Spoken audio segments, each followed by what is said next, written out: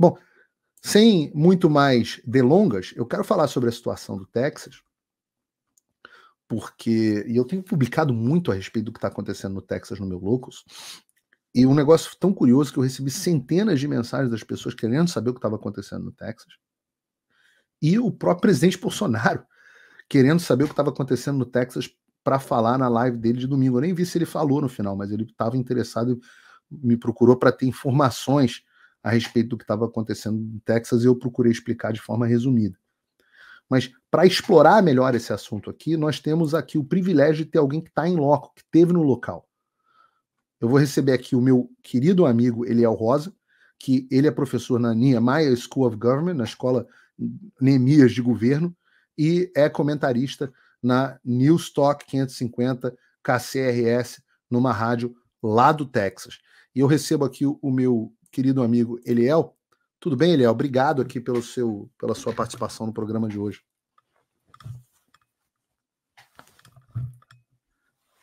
Eu estou sem o áudio do Eliel. Eliel, o seu áudio está no mudo.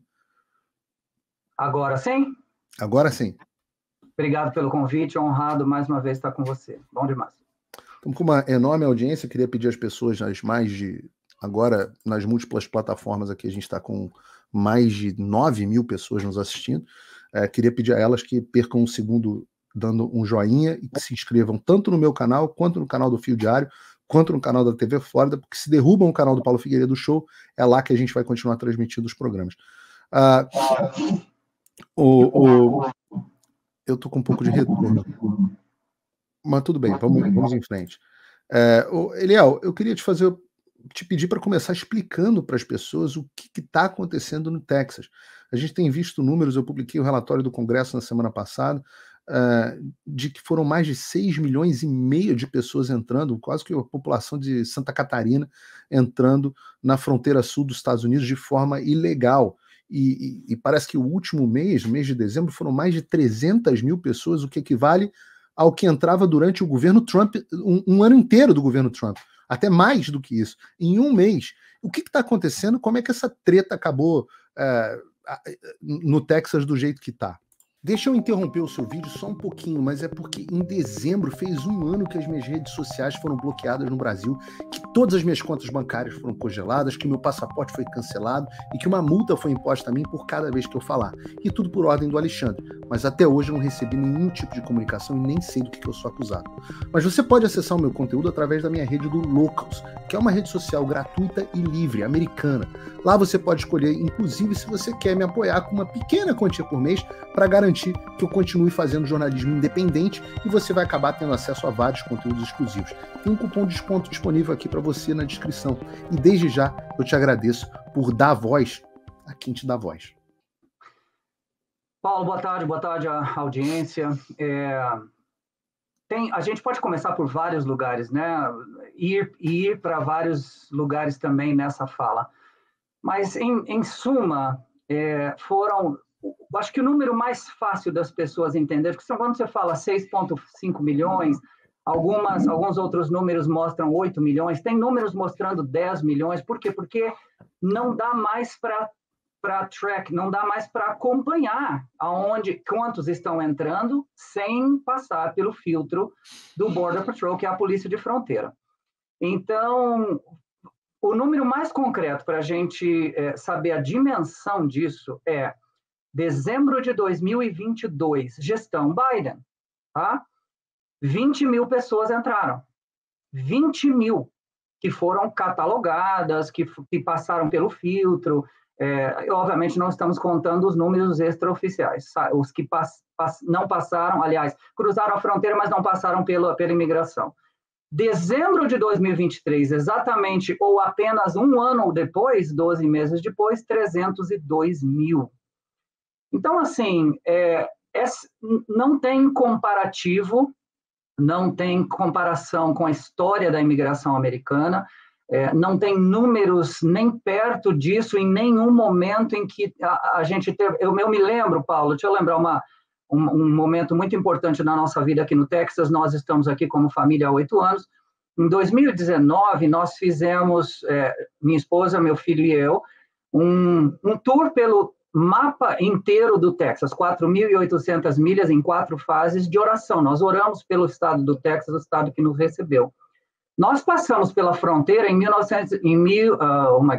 2019. Saímos de El Paso e fomos até Brownsville, 1.200 milhas. Estava chegando uma caravana gigantesca, uma daquelas grandes caravanas de 8.000, e estava todo mundo surtando, arrancando cabelo, fogo no cabelo. Imagina 302 mil. Então, o governador do Texas chegou, neste momento. Um dos grandes debates que tem aqui é por que Greg Abbott não parou isso antes, porque ele poderia ter feito algo antes. Greg Abbott, governador do Texas, só para deixar aqui para a audiência que não saiba. Exato. Ele é um republicano que governa o estado do Texas. Exatamente. Então, o governador Greg Abbott e o advogado-geral do Texas, Ken Paxton, foram os dois que conversaram lá entre si e falaram, bom, dessa vez vamos parar. Eu não sei aonde você quer ir aqui, se especificamente já para o Shelby Park. Por quê? Porque a ideia que o brasileiro tem, pelo menos aqueles que estão entrando em contato comigo, Paulo, é que o Greg Abbott fechou a fronteira de 1.200 milhas entre El Paso e Brownsville, que é a fronteira do Texas com o México. Ele apenas fechou 2,4 milhas, ou seja, são 4 quilômetros de um parque municipal chamado Shelby, na cidade de Eagle Pass, onde estava um dos pontos mais críticos, e ele reclamou, ele invocou uma lei, tanto do Texas quanto a Constituição Federal, de emergência, declarou emergência, fechou o parque, cercou o parque, e naquelas 2,4 milhas ou 4 quilômetros, eu estava falando no rádio isso hoje de manhã, teve um caller, alguém que ligou muito bravo, mas muito bravo. Porque o Greg Abbott podia ter feito isso antes, isso é só um teatro, blá, blá, blá. Falei, cara, eu meio que concordo com você, mas se o Partido Republicano, Paulo, conseguir usar isso como uma estratégia de marketing e disser o seguinte, porque eu passei 2 dias lá. Tá? Eu quero chegar lá, Eliel. Eu quero só entender o seguinte, no final das contas, ele botou arame farpado só em 2,4 quilômetros, que é dentro desse parque, né? Uhum. E o que aconteceu? Porque aí o governo Biden foi lá tentar cortar o arame farpado e os containers que ele colocou lá, né? Já que ele não construíram o muro do Trump, ele foi lá, botou um arame farpado nos containers, o governo Biden foi lá tentar cortar, aí eles não deixaram o governo Biden cortar, não foi isso? O caso foi parar dentro dos tribunais, as duas instâncias, tanto o Tribunal Federal do Texas quanto a Corte de Apelação, proibiram o governo federal de ir lá cortar, sob pena de multa, e aí eles entraram na Suprema Corte dos Estados Unidos, o governo Biden entrou na Suprema Corte dos Estados Unidos para poder cortar as cercas de arame farpado. E o que a Suprema Corte decidiu foi basicamente que eles não podem ser multados caso cortem, mas não permitiu especificamente que eles cortassem, não é verdade? Mas também não deu nenhum tipo de sanção se o Texas instalasse de novo. Então, é um imbróglio legal muito grande. Esse caso, Paulo, deve voltar à Suprema Corte. Eu agradeço porque esse passo a passo é importante para as pessoas entenderem, porque, como eu te falei, a gente tem pouco tempo e tem muito lugar para ir. Então, eu agradeço a tua condução aqui, e sempre que você precisar trazer de volta, a gente volta para o lugar. A Suprema Corte não disse que o Texas não pode se defender. Então, o Texas está se defendendo. O governador disse... Como o Texas está se defendendo, Eliel? Eles fecharam não só o parque no rio, na borda do rio, 4 quilômetros, mas o Texas construiu uma cerca, mais ou menos 500 metros do rio para dentro da cidade. Esse parque, reitero, é um parque municipal. Quando o governador puxa para si a responsabilidade de emergência baseado na Constituição Federal, eu estou com os artigos aqui, depois a gente pode ler, ele não precisa nem da autorização do prefeito da cidade, nem autorização, nem voto na Câmara da cidade. Né? Então, sim, é muito normal. Exato. Existe uma briga agora, uma divisão, racha muito forte na cidade. Pasme você, Paulo, a cidade de Eagle Pass é uma daquelas de fronteira que o prefeito é democrata, o juiz do condado é republicano, E a população, a maioria da população é republicana, só que tem... E aí entra uma história política, eu não quero chegar lá, mas enfim, a cidade está dividida, porque tem muita gente na cidade. A cidade tem 50 mil habitantes, não é tão grande assim.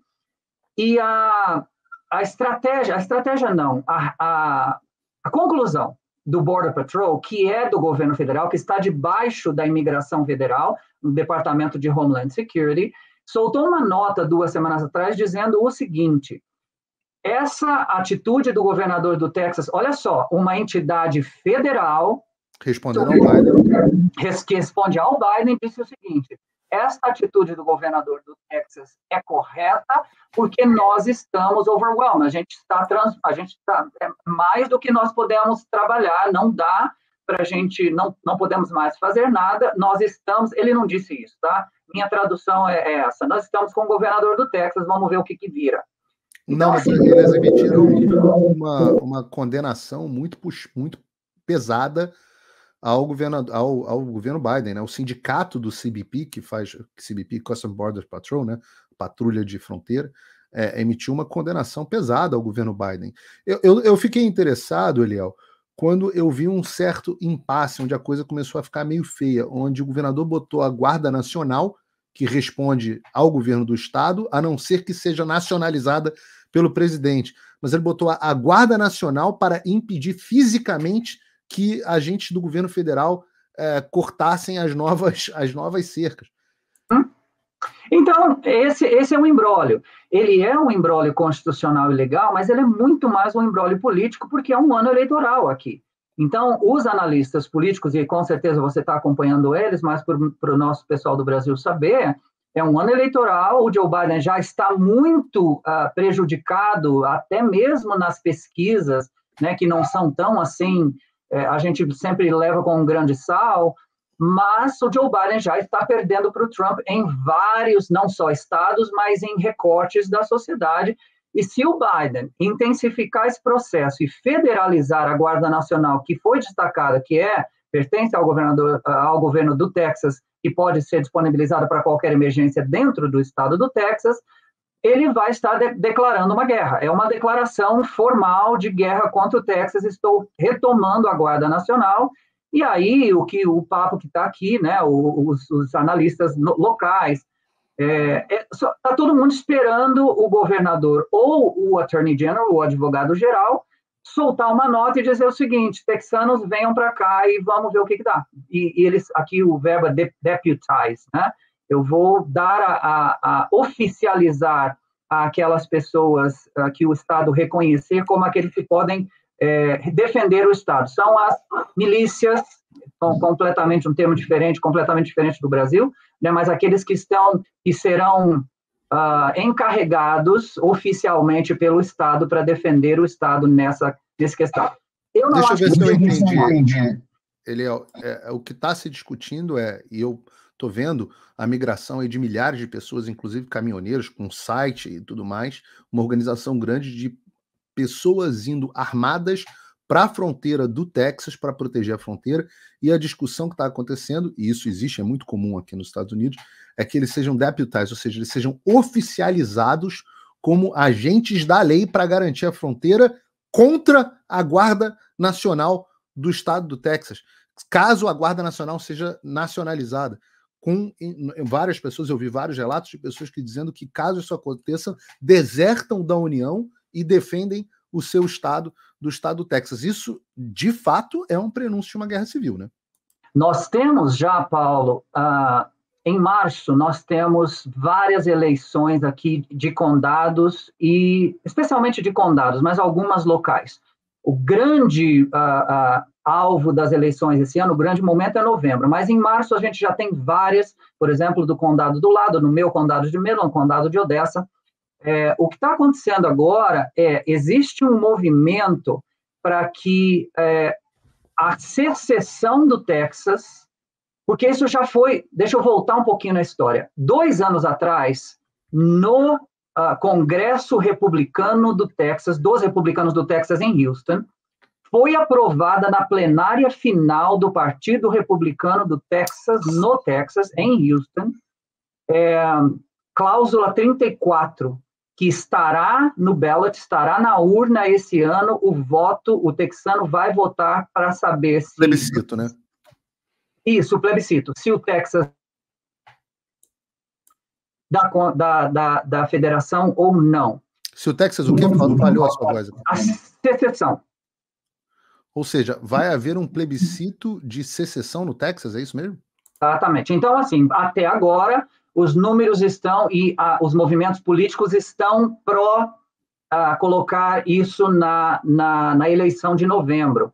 Só que o Partido Republicano do Texas, o próprio Partido Republicano do Texas, e você sabe, o governador tem um papel muito pesado nisso, ele não quer isso pessoalmente, o advogado-geral da União não quer isso pessoalmente, e o presidente do Partido Republicano do Texas não quer isso.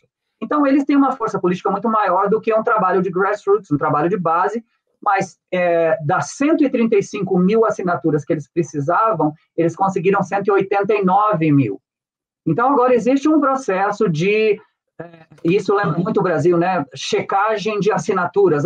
Tem um monte de assinatura falsa, vamos verificar. Pessoalmente, eu não acredito mais, por causa de todos esses embrólios políticos, eu não acredito que isso vá estar na urna para o texano votar com um plebiscito em novembro. As assinaturas das urnas, eles não checam, né? Mas as assinaturas do plebiscito, essas eles checam. Tá bom. Então, mas você acha que no final das contas não vai acabar, isso não vai não vai acontecer esse plebiscito não vai ser incluído, porque as pessoas precisam entender que aqui nos Estados Unidos, quando você vota, você não vota só nos candidatos. A Ana Paula sempre fala isso, né? A votação parece um jornal, onde você tem que votar várias questões plebiscitárias que acontecem, desde o zoneamento da sua cidade até uma medida mais drástica sobre maconha ou qualquer coisa do tipo. É muito comum que se submeta ao que se chama de democracia direta, o plebiscito. E eu estou surpreso, Eliel, porque eu nem sabia desse plebiscito no Texas, dessa possibilidade de plebiscito de secessão no Texas, que é inconstitucional, mas se está entrando em secessão, né? A Constituição deixa de ser importante. Mas a situação está mais tensa do que eu imaginava. Queria aproveitar aqui para a gente finalizar que você me dissesse sobre a fronteira, que você teve lá, né? Você teve nessa região, você está no Texas. O que você pode dizer para a gente que você viu com seus próprios olhos? A lição mais importante, Paulo, e eu te mandei algumas fotos, se você quiser botar aí, ou depois colocar no teu Locals, tá? Mas a lição que eu trouxe para casa, a principal lição é a seguinte, eu falei sobre isso no meu programa de rádio hoje de manhã, das 6 às 10. Dentro do Shelby Park, 4 quilômetros de 2.000 milhas, dá o quê? 3.800 quilômetros, quase 4.000 quilômetros de fronteira lá de San Diego, Califórnia, até o Brownsville, Texas, aqui, esses 4 quilômetros são um protocolo, eles são uma amostra de que se você implementar leis e cumprir as leis, ela funciona. Então, o Partido Republicano vai usar isso de forma muito pesada agora. E, obviamente, quem vai usar muito isso é o presidente, o ex-presidente Trump. Ele vai utilizar isso de uma forma bastante pesada. Olha só, o Texas, nosso aliado, implementou as leis nesse pedaço de 4 quilômetros e está tudo em paz. A lição que eu trouxe para casa foi, nos 2 dias que eu fiquei lá, embora você visse, e é ostensivo, os militares estão logo nas 3 entradas dessa grade, lá no fundo você vê todo o trabalho dos Border Patrol junto com os militares e também State Troopers, são soldados do estado do Texas, como a Polícia Militar dos estados brasileiros. Existe um trabalho conjunto das 3 polícias e tudo o que está acontecendo dentro desse parque hoje tem ordem, tem decência, tem organização, tá tudo dentro dos conformes, ou seja, eu fui esperando uma tensão muito grande, eu fui esperando um conflito, eu fui esperando uma temperatura muito alta, com mídia e tal, mas eles não estão deixando a mídia entrar, pelo menos não estão deixando, deixa eu consertar isso. Nos 2 dias que eu fui lá, sábado e domingo, a mídia não foi autorizada a entrar. Então, está em paz, tudo está em paz. A cidade de Eagle Pass, eu não posso dizer que está em paz, mas quando você conversa com a comunidade, e nós tivemos a oportunidade de conversar com algumas pessoas da comunidade, a dona no restaurante que eu almocei, ela falou, cara, tá tudo normal, eu estou servindo mais almoços, os militares estão vindo almoçar aqui, a polícia está vindo almoçar aqui, o turismo, obviamente, de alguma forma caiu, Mas a cidade de Eagle Pass está, entre aspas, normal. Por que, Paulo? Porque quem cruza a fronteira não fica em Eagle Pass. Eles vêm para dentro do país. Obviamente, de lá eles saem para algum lugar. E aí eu mandei um dos vídeos para você, né, de um dos grupos que a gente pegou. Eles simplesmente cadastram as pessoas, tiram fotos, entregam um papelado nas mãos, que normalmente é documento da corte de imigração para a pessoa comparecer em algum dado momento.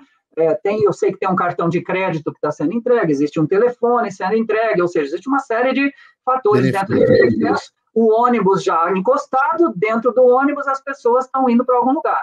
Nova York já recebeu 90 mil, Chicago já recebeu 100 mil, e agora existe aí um grande movimento que é surpreendente nesse processo, que já tem 48 prefeitos democratas que quase estão assinando um documento com o Greg Abbott, por governador do Texas, para tentar de alguma forma segurar a fronteira, porque os caras estão dormindo dentro do aeroporto de Chicago, dentro do aeroporto de Boston, enfim.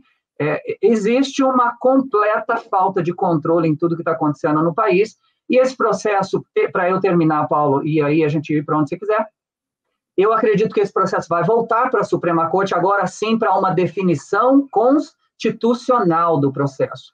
Quem é que tem poder nesse processo? É o Estado dentro da 10ª emenda, ou é o governo federal dentro da emenda que diz que é o governo federal quem lida com fronteiras? Né? Então, a 4ª emenda, o 4º artigo 4, cláusula 4 da Constituição Americana dá para o governador do Texas a capacidade de se defender quando o governo federal não se manifeste, e isso é muito claro no Federalist Paper número 78, James Madison fala sobre isso, que as cortes podem virar tiranas. Então, é um imbróglio muito grande, e ele embute aí, estão embutidas aí toda a questão legal, constitucional, mas principalmente política, porque é um ano de eleição presidencial.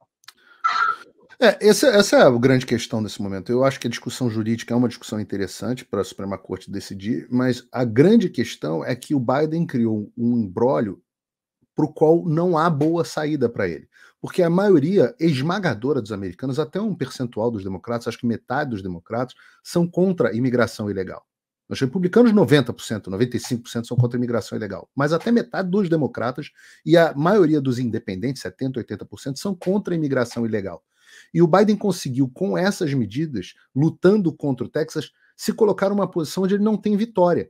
Porque se ele enfrenta o Texas, ele vai ter que enfrentar o Texas em favor da imigração ilegal, altamente impopular. E se ele recua, ele fica derrotado politicamente como um frouxo. Para um presidente que já vai muito mal nas pesquisas, esse foi um desastre completo. Eliel Rosa, muito obrigado pela sua presença, pela sua vinda. Volte sempre ao Paulo Figueiredo Show. Sempre. Obrigado, Paulo. Um abraço para todos.